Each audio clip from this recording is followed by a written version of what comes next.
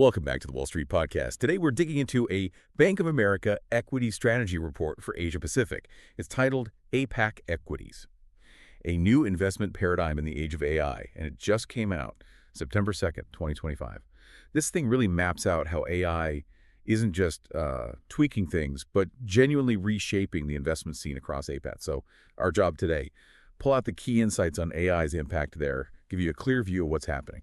Yeah, and what the report really flags as, well, pivotal is just the sheer scale of this AI shift, especially for APAC. They're projecting the global AI market could hit almost $1.2 trillion by 2030. And get this, $1 trillion of that might be generated right there in the APAC region. That's not just an upgrade, it's a whole new economic framework. $1 trillion just in APAC. That's an incredible number. It points to something really deep happening. So why APAC? What positions the region to potentially grab such a massive slice of the global AI pie? Well, the report suggests it's a combination of things. First, you've got the tech readiness and the very specific roles different economies are playing. Then there's the demographic angle, how AI helps aging societies. And finally, just the huge market opportunities popping up in AI sectors. It's like supply, demand, and strategy all coming together. Okay, that sets the stage nicely. So let's unpack those roles you mentioned. APAC is diverse, right? You've got established tech players, emerging markets. How ready are they, really, for this AI wave? And what's each bringing to the table? Readiness does vary, but the strengths are becoming clear. China, for example, is a major player, a real competitor to the U.S. They lead in AI research. Patents, apparently 70% of global AI patents in 2023 were Chinese, plus critical power infrastructure. Then there's Taiwan. It absolutely dominates advanced AI chip the actual manufacturing. We're talking like 90% global share. 90%, that's dominance. Well, exactly. And Korea is leading in high bandwidth memory, HBM. That's the super fast RAM you need for crunching huge AI datasets. Japan, specializing in semiconductor materials, robotics.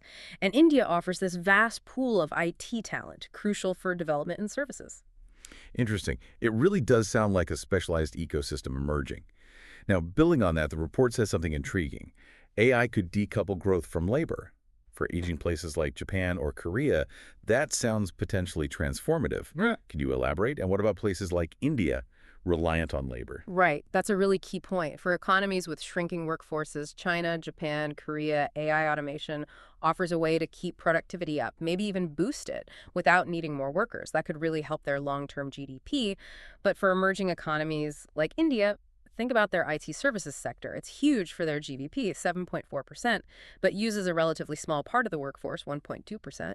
Their big advantage has been cost-effective labor. AI, well, it reduces that advantage significantly. I see. So the pressure's on for them to adapt. Exactly. It means a massive, rapid need for upskilling, shifting workers into roles where they work with AI, not compete against it. Huge labor implications there. Okay, let's shift to investments. For our listeners, what are the standout opportunities in this trillion-dollar AI market? And importantly, what are the risks to watch out for?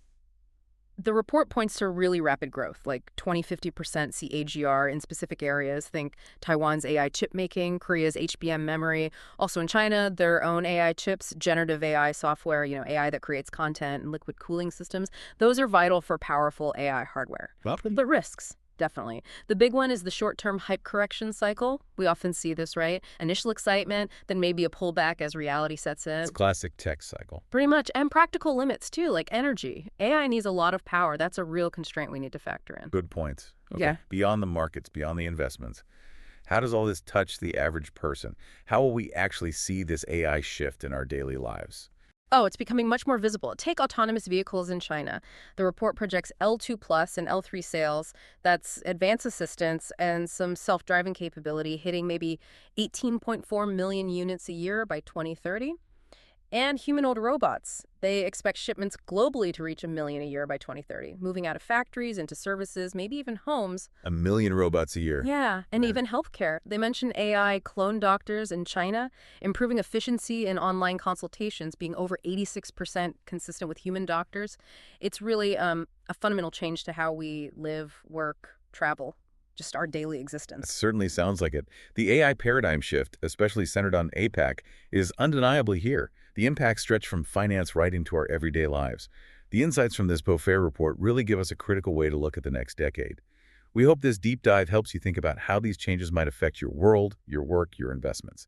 Thanks for joining us.